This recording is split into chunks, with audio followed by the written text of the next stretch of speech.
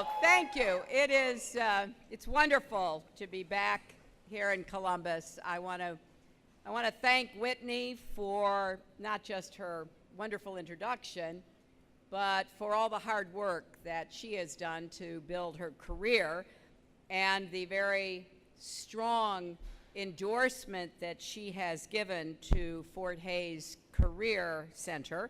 Everyone associated with Fort Hays, I want to thank you. This is exactly how we will create more good jobs with more opportunities for more people, and it's exciting to be here in a place that does just that. I want to thank Governor Ted Strickland, who I hope is soon to be Senator Ted Strickland. Chairman David Pepper of the Ohio Democratic Party, Zach Klein, President of the Columbus City Council, John O'Grady, President of Franklin County Board of Commissioners, and all of you for being here with me. I have to say, I am pretty thrilled to be here for the first time speaking to any group like this as a grandmother of two now.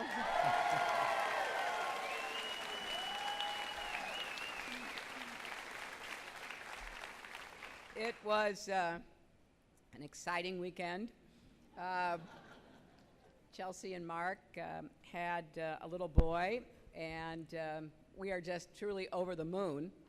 I have to confess, I've talked so much about being a grandmother.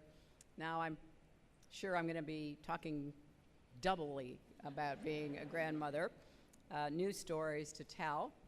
It's always great to be back in Ohio, and I want to talk about a challenge that Ohio families know well: growing our economy and making it work for everyone, not just those at the top.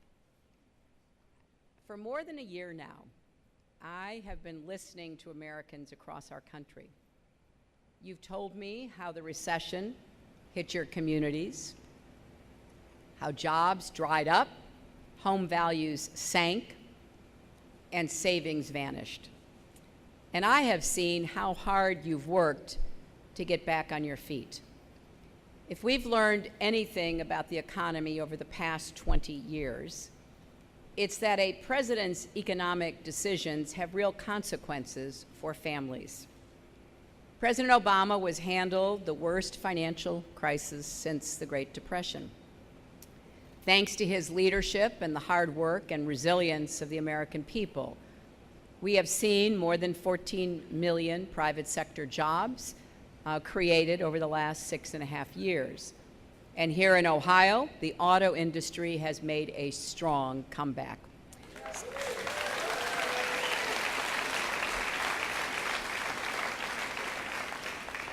And how appropriate, as we are here in the area where students learn about autos, learn about how they're made and how they work.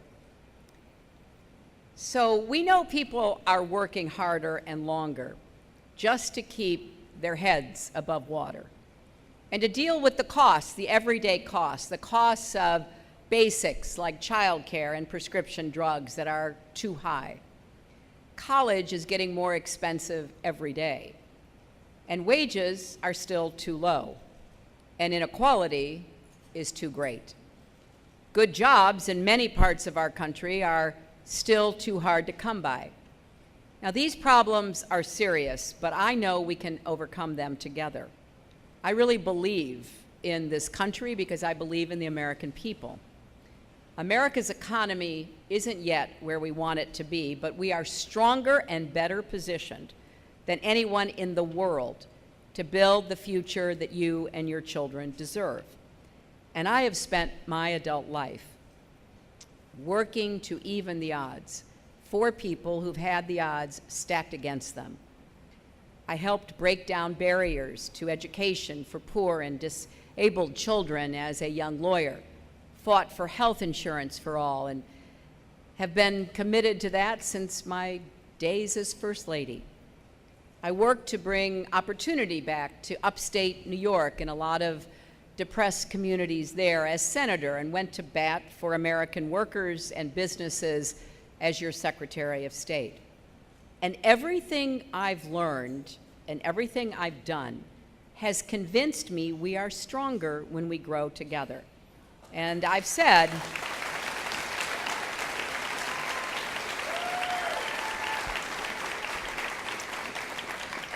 throughout this campaign that my mission as president will be to help create more good-paying jobs so we can get incomes rising for hardworking families across America.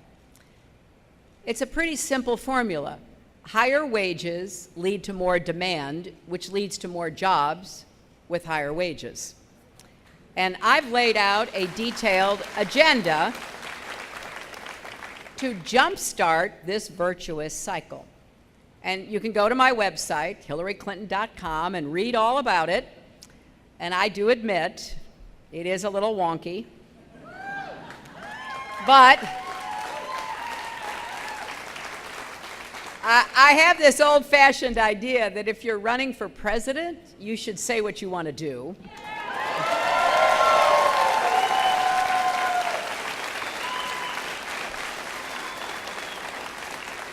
How you're going to pay for it, and how you'll get it done.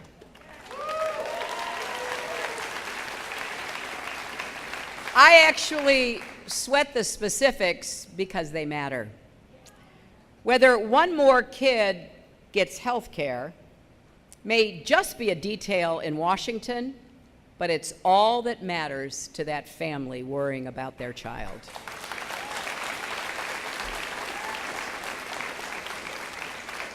Tomorrow in North Carolina, I will set out ambitious new goals that will help us build a stronger, fairer economy.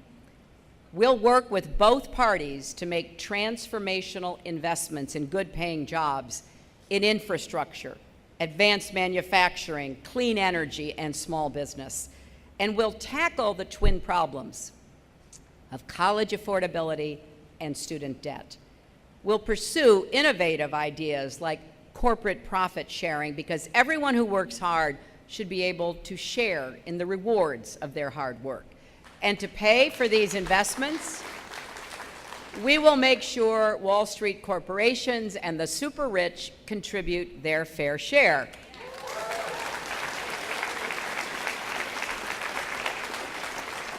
And through it all, we're going to make sure our policies match how families actually live, learn, and work in the 21st century.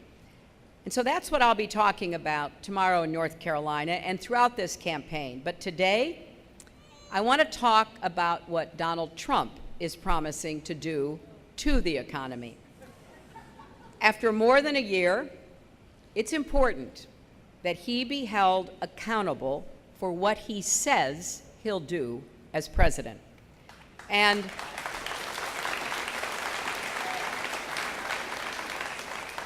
we need to clear the way for a real conversation about how to improve the lives of working people. A few weeks ago, I said his foreign policy proposals and reckless statements represent a danger to our national security. But you might think that because he has spent his life as a businessman, he'd be better prepared to handle the economy. Well, it turns out he's dangerous there too. Just like he shouldn't have his finger on the button, he shouldn't have his hands on our economy.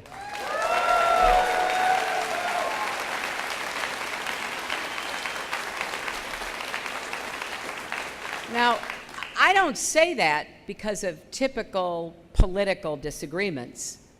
Liberals and conservatives say Trump's ideas would be disastrous. The Chamber of Commerce and labor unions, Mitt Romney and Elizabeth Warren, economists on the right and the left and the center all agree Trump would throw us back into recession. One of John McCain's former economic advisors actually calculated what would happen to our country if Trump gets his way. He described the results of a Trump recession. We would lose 3.5 million jobs, incomes would stagnate, debt would explode, and stock prices would plummet. And you know who'd be hit the hardest? The people who had the hardest time getting back on their feet after the 2008 crisis.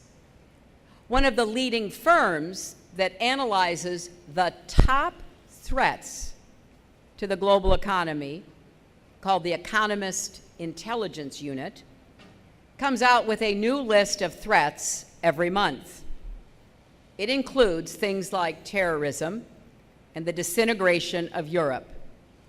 And this month, number 3 on the list is Donald Trump becoming President of the United States. Just think about that.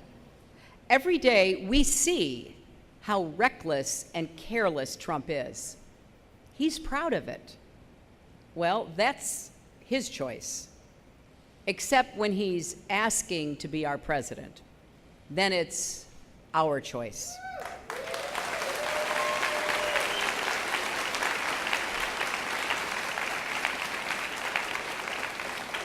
Donald Trump actually stood on a debate stage in November and said that wages are too high in this country. He should tell that to the mothers and fathers working 2 jobs to raise their kids. He said, and I quote, "Having a low minimum wage is not a bad thing for this country, at a time when millions working full-time are still living in poverty." Back in 2006, before the financial crash, Trump said, and again I quote, "I sort of hope that the housing market crashes because he'd make money off of all the foreclosures." Over the years, he has said all kinds of things about women in the workforce. He once called pregnant employees, and I quote, "an inconvenience." He says women will start making equal pay as soon as we do as good a job as men, as if we weren't already. Now, these are the words not of someone who thinks highly of women who work or who cares about helping parents balance work and family, but instead, he clearly doesn't know much about how we have grown the economy over the last 40 years, which is largely thanks to women getting into the workforce and adding to family incomes.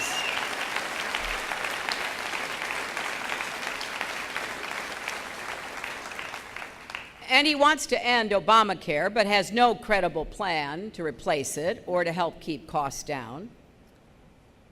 It really wouldn't be good for our economy, would it, if 20 million people lost their health insurance and we were back to absolutely skyrocketing costs for everything? It would be devastating to families. It would also be bad for the economy. Here's exactly what he's promising to do as president and why I believe it's wrong for America. First, there's his plan for Wall Street. After the 2008 crisis, President Obama fought to enact the toughest, most comprehensive set of Wall Street reforms since the Great Depression. They're designed to protect consumers and ensure that Wall Street can never again take the kinds of risks that crashed our economy the last time. So what would Trump do? He said he wants to wipe out the tough rules we put on big banks. He said they created, quote, "a very bad situation." Well, he's got it backwards. The very bad situation was millions of families seeing their homes and savings disappear. He also wants to repeal the Consumer Financial Protection Bureau, the new consumer watchdog that Senator Warren helped create to protect families from unfair and deceptive business practices. That new agency has already secured billions of dollars in returns for people who have been ripped off. Donald Trump wants to get rid of it. Trump would take us back to where we were before the crisis. He'd rig the economy for Wall Street again. Well, that will not happen on my watch, I can guarantee you.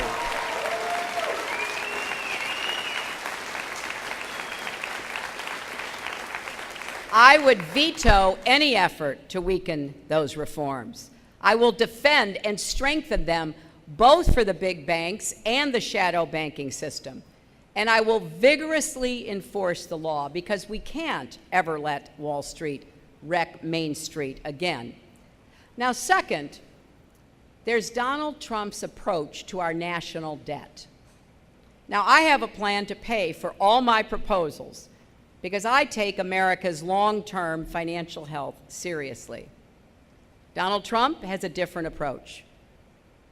He calls himself the king of debt. And his tax plan sure lives up to that name. According to the Independent Tax Policy Center, it would increase the national debt by more than $30 trillion over 20 years. That's trillion with a T. It's much, much more than any nominee of either party has ever proposed. And economists describe it with words like, not even in the universe of the realistic. And how would he pay for all this debt? Well, he said, and I quote, "I would borrow, knowing if the economy crashed, you could make a deal." It's like he said, you know, you make a deal before you go into a poker game. Well, actually, it's not like that at all. The full faith and credit of the United States is not something we just gamble away. That could cause an economic catastrophe.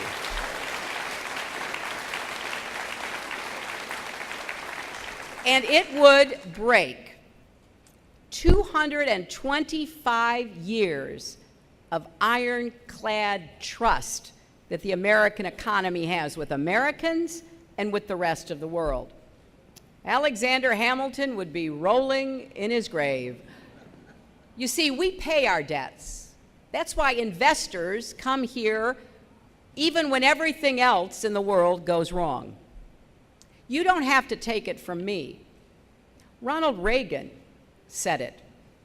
He said, "We have a well-earned reputation for reliability and credibility, two things that set us apart from much of the world." Now, maybe Donald feels differently because he made a fortune filing bankruptcies and stiffing his creditors. I'll get to his business practices in a minute. But the United States of America doesn't do business Trump's way. And it matters.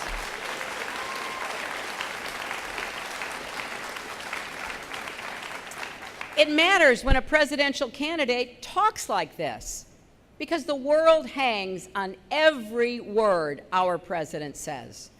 The markets rise and fall on those statements.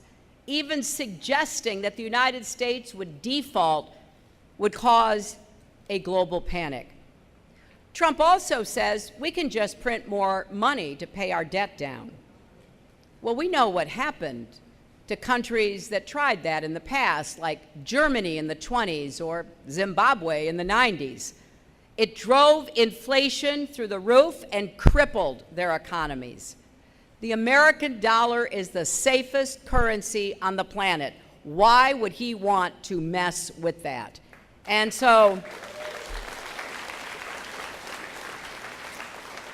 we have to stand up for our history. Democrats and Republicans have always understood this. We can't let these loose, careless remarks get any credence in our electorate or around the world.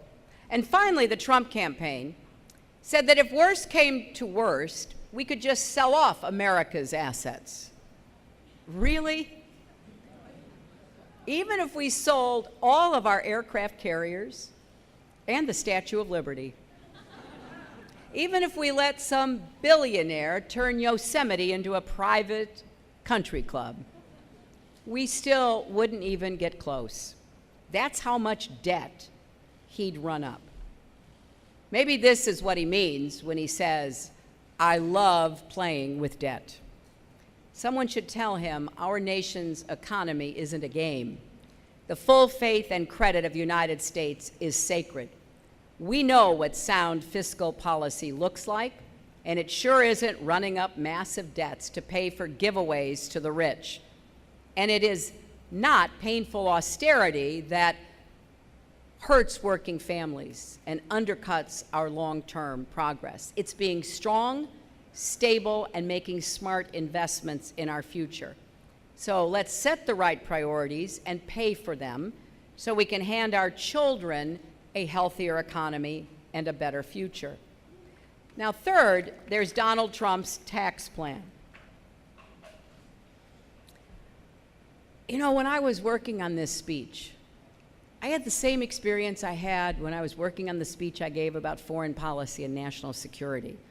I'd have my researchers and my speechwriters send me information, and then I'd say, "Really? He really said that?" And they'd send me all the background or the video clip. So here goes. He'd give millionaires a $3 trillion tax cut. Corporations would get $2 trillion more dollars. That means he's giving more away to the 120,000 richest American families than he would to help 120 million hardworking Americans. Now, even in this era of rising inequality, this is like nothing we've ever seen. Now, you and I know that the wealthiest Americans and the biggest corporations don't need trillions of dollars in tax cuts. They need to be paying their fair share. And now, before releasing his plan, Trump said, "Hedge fund guys are getting away with murder." And he added, "They'll pay more." Then his plan came out.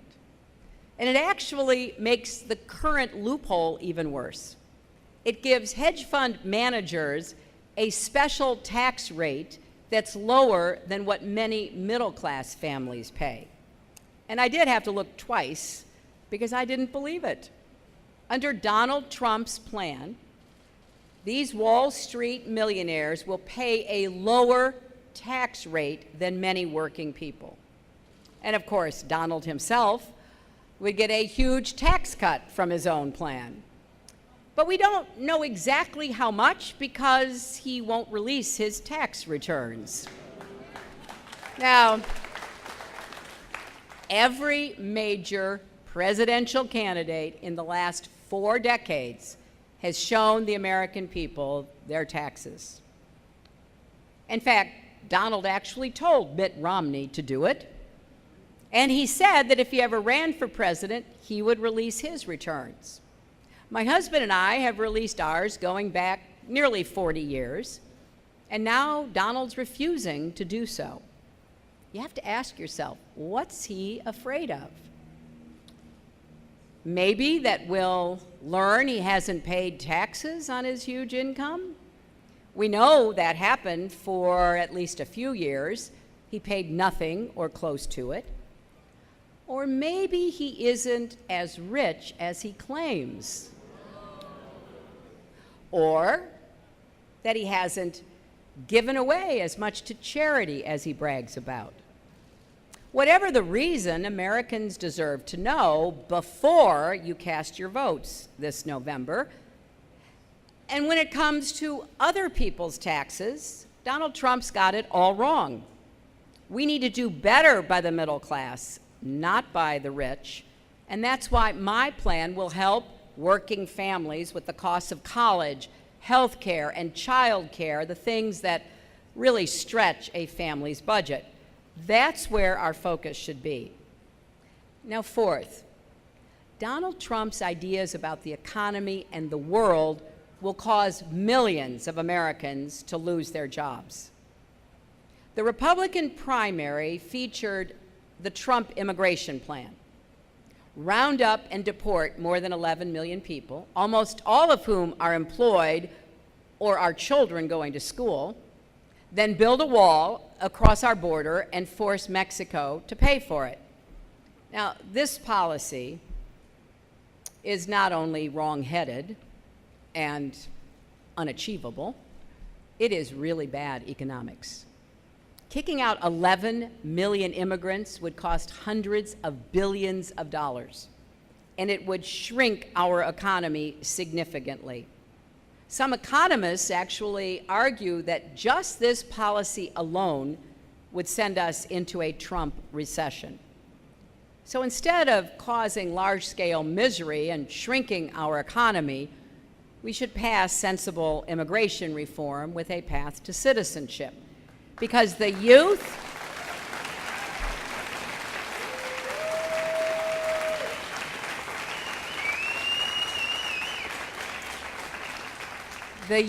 and diversity of our workforce is one of our greatest assets.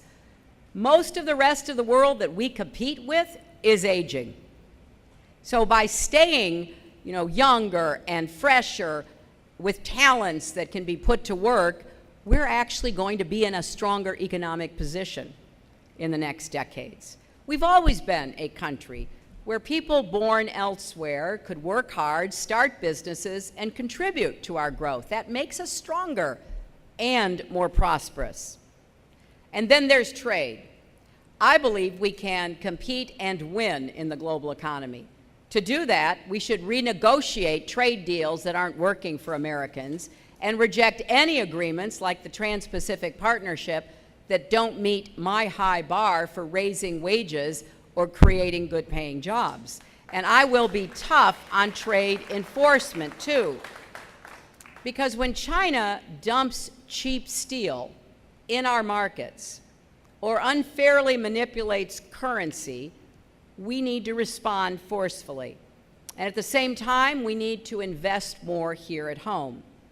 I have a Make It in America plan to increase 21st century manufacturing and energy jobs in America. And we're going to build on the great ideas of Senator Sherrod Brown and invest $10 billion in manufacturing communities.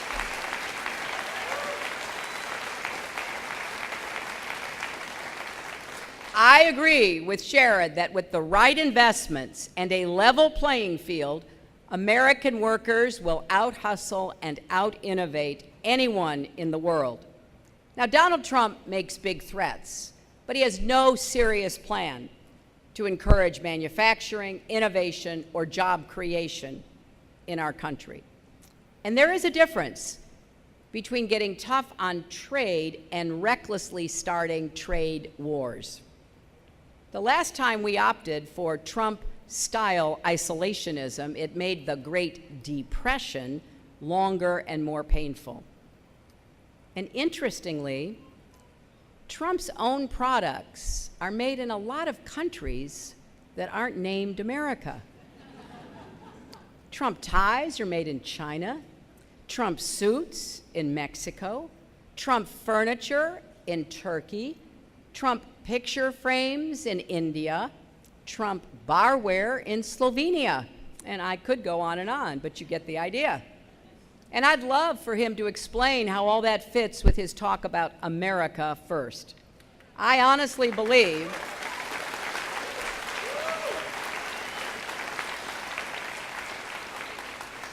that the difference between us is not just about policy. We have fundamentally different views of whether America is strong or weak. You see, I believe in the ingenuity and productivity of American workers. I know we can sell our products to the 95% of global consumers who live outside of our country. On the other hand, Donald Trump never misses a chance to say that Americans, he's talking about us, to say that Americans are losers and the rest of the world is laughing at us. Just the other day, he told a crowd that America is, quote, not going to survive. I do not know what he is talking about. I went to 112 countries as your Secretary of State, and what I saw is envy. Envy for our strength, our values, our diversity, the future we are making together.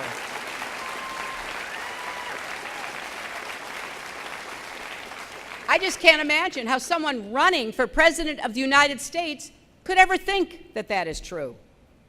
I do understand how frustrated, fearful, and even angry many people are, especially if you're underemployed or making a lot less than you used to, or worrying that your kids or your grandkids won't have the kind of good, solid, middle-class life that you did.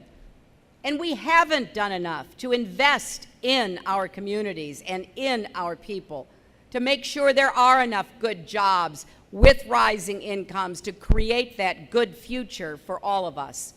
The answer is to do that, to bring people along on America's ride to prosperity that we all can share.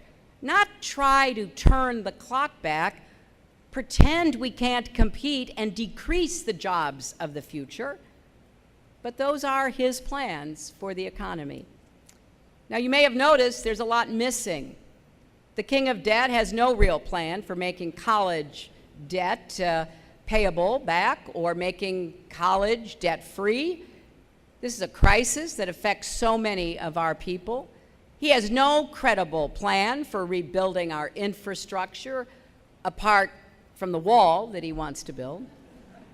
Personally, I'd rather spend our money on rebuilding our schools or modernizing our energy grid.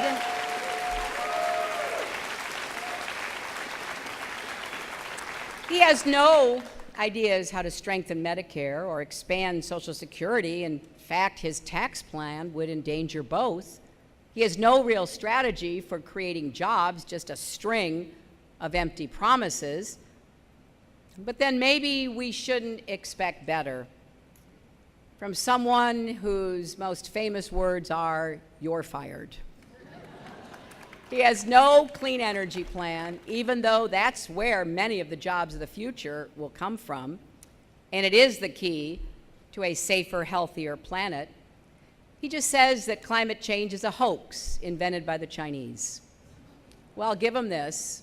It is a lot easier to say a problem doesn't exist than it is to actually try to solve it.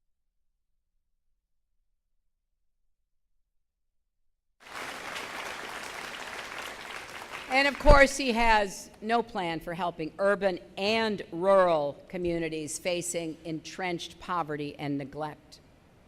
Every single one of these issues matter. They affect whether young people can go to college, whether single moms can support their kids, whether grandparents can have a dignified retirement. What could be more important? In the heat of a campaign, in a culture that rewards brevity and clever phrases on social media, it is tempting to give simple answers to complex problems. Believe me, I have been tempted. But I'm not going to do that because it really matters that you know what I believe we can and should do, so you can hold me accountable in the election and then in the White House.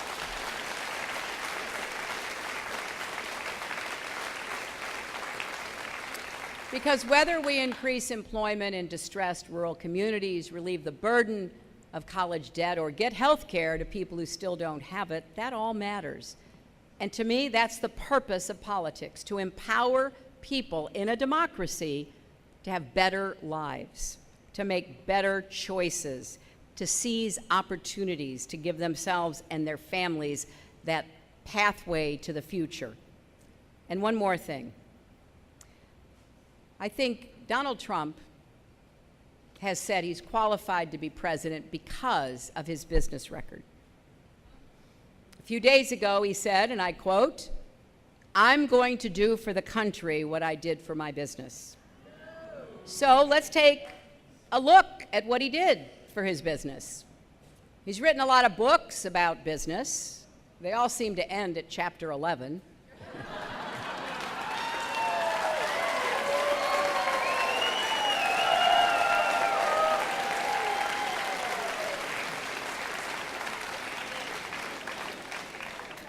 Go figure. And over the years, he intentionally ran up huge amounts of debt on his companies, and then he defaulted. He bankrupted his companies not once, not twice, but 4 times. Hundreds of people lost their jobs. Shareholders were wiped out. Contractors, many of them small businesses, took heavy losses. Many went bust. But Donald Trump, he came out fine. Here's what he said about one of those bankruptcies. I figured it was the bank's problem, not mine. What the hell did I care? He also says, I play with bankruptcy. Everything seems to be a game with him. Well, it isn't for a lot of us, is it? Just look at what he did in Atlantic City. He put his name on buildings, his favorite thing to do. He convinced other people that his properties were a great investment, so they would go in with him. But he arranged it so he got paid no matter how his companies performed. So when his casino and hotel went bankrupt because of how badly he mismanaged them, he still walked away with millions, while everybody else paid the price. Well, today his properties are sold, shuttered, or falling apart. And so are a lot of people's lives. Here's what he says about that. Atlantic City was a very good cash cow for me for a long time. Remember that the next time you see him talking on TV about how we'll all win big if only we elect him president. Now, he's trying to say he's changed. Somebody's told him he needs to say that he's not in it for himself anymore. He's really now in it for America. But he's doing the exact same thing that he's been doing for years. This is his one move. He makes over-the-top promises that if people stick with him, trust him, listen to him, put their faith in him, he'll deliver for them. He'll make them wildly successful. And then everything falls apart and people get hurt. Those promises you're hearing from him at his campaign rallies, they are the same promises he made to his customers at Trump University. And now they're suing him for fraud. The same people he's trying to get to vote for him are people he's been exploiting for years. Because it's not just other investors, other rich people that he took advantage of. It was working people. He's been involved in more than 3,500 lawsuits in the last 30 years. And a large number were filed by ordinary Americans and small businesses that did work for Trump and never got paid. Painters, waiters, plumbers, people who needed the money and didn't get it. Not because he couldn't pay them, but because he could stiff them. Sometimes he offered them 30 cents on the dollar for projects they had already completed. Hundreds of liens have been filed against him by contractors going back decades. And they all tell a similar story. I worked for him. I did my job. He wouldn't pay me what he owed me. My late father was a small businessman. If his customers had done what Trump did, my dad would never have made it. So I take this personally. He says he's a businessman, and this is what businessmen do. Well, CNN pointed out that no major company has filed Chapter 11 more often in the last 30 years than Trump's casinos. So no, this is not normal behavior.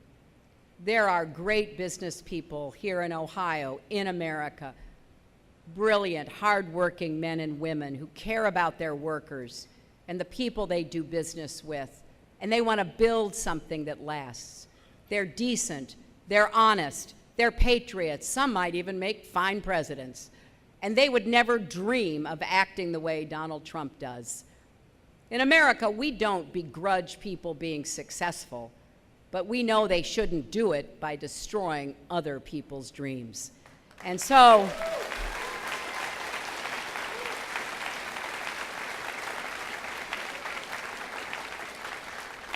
if I were not running against him for president, I would be saying exactly the same thing. We cannot put a person like this, with all his empty promises, in a position of power over our lives. We can't let him bankrupt America like we are one of his failed casinos. We can't let him roll the dice with our children's futures. Leading an economy as large and complex as ours, creating growth that is strong, fair, and lasting is about as hard a job as there is. It takes patience and clear thinking, a willingness to work across party lines, to level with the American people, and it takes really caring about whether working families will be better off because of what we do.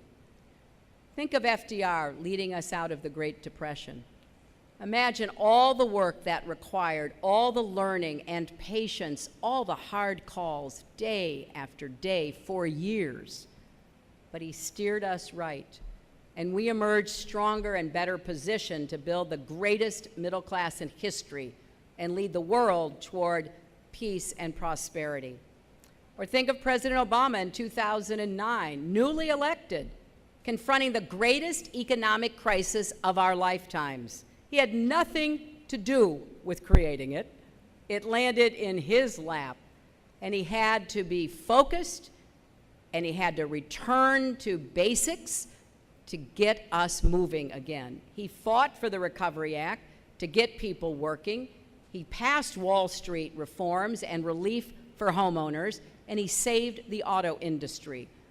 And today we are on a surer footing, ready to seize tomorrow. Now just imagine, if you can, Donald Trump sitting in the Oval Office the next time America faces a crisis. Imagine him being in charge when your jobs and savings are at stake. Is this who you want to lead us in an emergency? Someone thin-skinned and quick to anger, who'd likely be on Twitter attacking reporters or bringing the whole regulatory system down on his critics when he should be focused on fixing what's wrong? Would he even know what to do? Now, I have a lot of faith that the American people will make the right decision. Making Donald Trump our president would undo much of the progress we've made and put our economy at risk. And beyond that, this election will say something about who we are as a people. Donald Trump believes in the worst of us.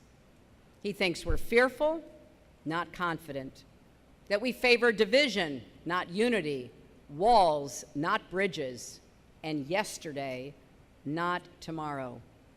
He thinks the only way forward is to go back to a past prosperity that left a lot of people out.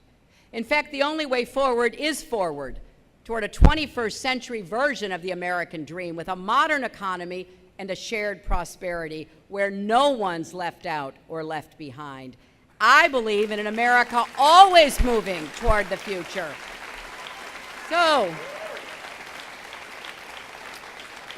if you believe, as I do, in an America that values hard work, treats people with dignity, offers everyone the chance to live their dreams, cares for those in need, well, the formula for America's success has always been that we're stronger together. And we need to remember that now and recommit ourselves to making that ideal real in our time. That's how we will build our economy to make sure it does work for everyone and to make our families and our communities stronger. We'll make sure that in our country, no one gets left behind. So let's carry that message across America and let's fight hard. Let's win in November, and then let's get to work, my friends. Let's make America what we know it can be. Thank you all very much.